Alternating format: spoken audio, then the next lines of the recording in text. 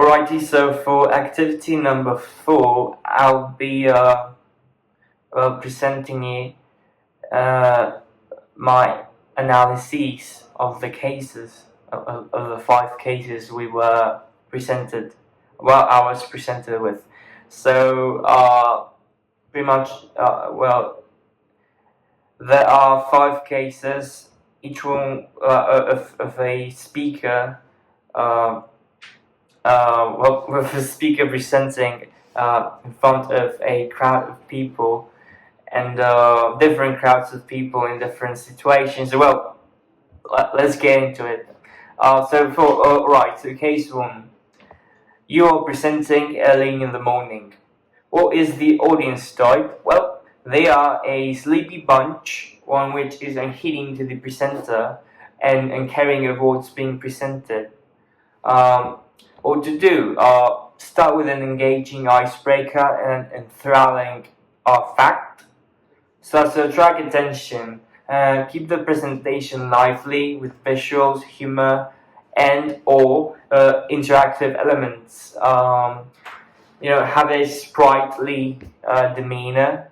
Use zeal in your lecture as a means to counterweigh the audience's sluggishness. For they are, early in the morning, they are, dreamy, sleepy, and then we have, who, at a straight early morning gathering of fellow colleagues that is not fully alert. What? Presentation that needs to draw attention quickly and compellingly. Why? To overcome the morning lethargy and set a positive tone for the day.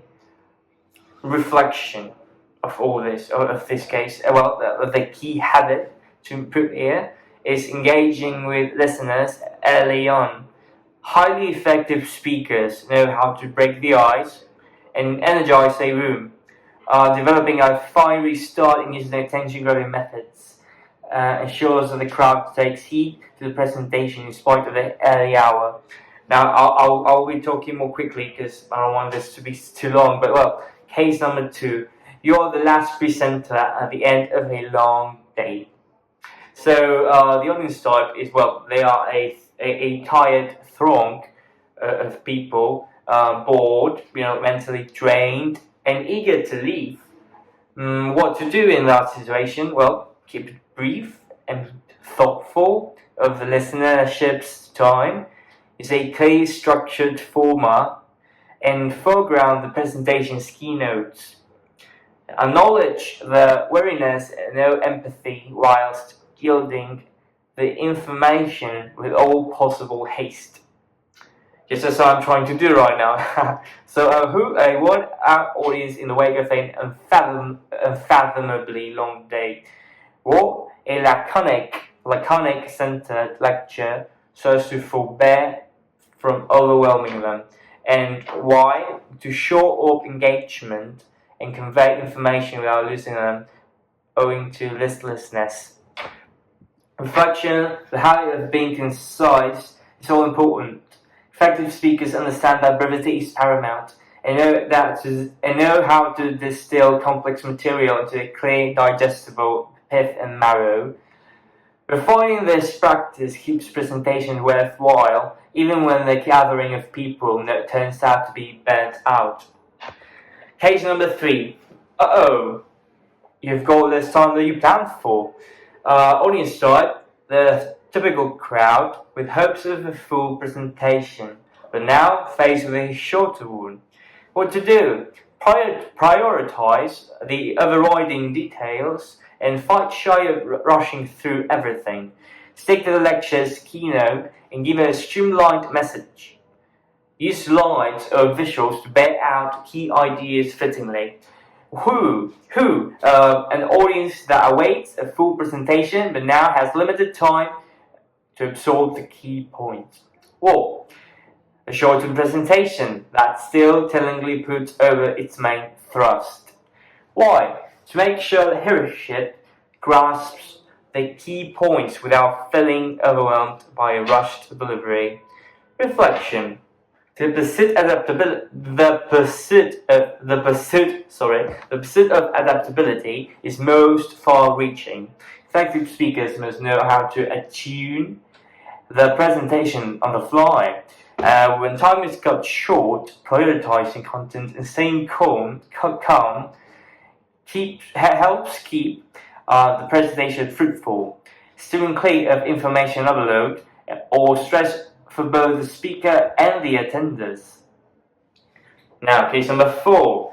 They are an opposite group of listeners, mentally puzzled and thus want to ask questions with testiness in the words. Sorry if I'm speaking too quickly. Well, what to do? Be straight and open, withholding from gilding the pill, sugarcoating the pill. Show empathy and get set to answer tough questions. Build the presentation logically, addressing the concern forthrightly, and putting forward ways out or next steps if fitting. Who? An upset and potentially argumentative crowd.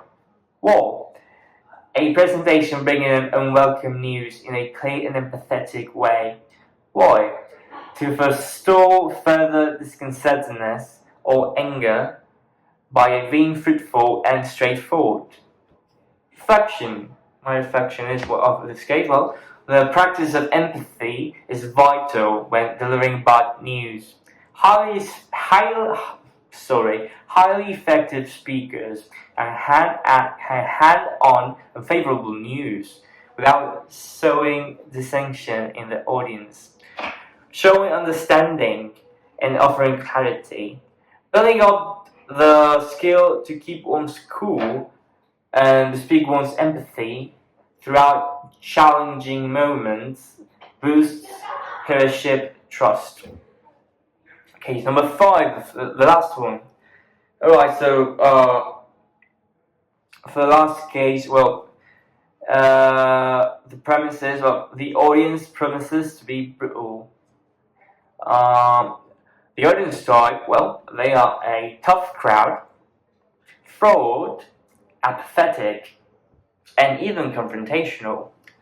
What to do? Stay calm and centered on the lecture, undeterred by the mob's backlash. Use overwhelming proof and facts to back up your viewpoints. Gain the listenership's attention by encouraging constructive feedback and straightening out misunderstandings. Who? A challenging and somewhat antagonistic audience. War. A controversial topic where the listeners may disagree or withdraw your message. Why? To present your case logically and civilly, whilst being ready to handle thorny questions. Reflection. The trait of staying at ease under pressure is key. Effective speakers maintain both professionalism and control, even when faced with inimicalness. By building in said habit, speakers can muddle through tough questions without losing focus or standing. Well, to sum things up in conclusion, basically, in all scenarios, the habits of highly effective speakers, such as engagement, brevity, adaptability, empathy, and composure, are of the utmost importance. Strengthening these habits builds up the wherewithal to deliver clear, gripping, and impactful presentations, regardless of listeners or circumstances. Each scenario highlights a particular aspect of communication that can be bettered through practice and awareness of the audience's needs. Having the skill to find one's feet in different sets of circumstances, whether it's coping with time constraints or dealing with a tough crowd is what sets apart effective speakers from the rest. And well, the key takeaway from this reflection is that making headway on one's public speaking abilities enriches not just the delivery itself, but the overall impact of any presentation. And well, that's pretty much it. I hope these was of your interest, and well, thank you for listening, and see you on the next one. Bye bye. Take care.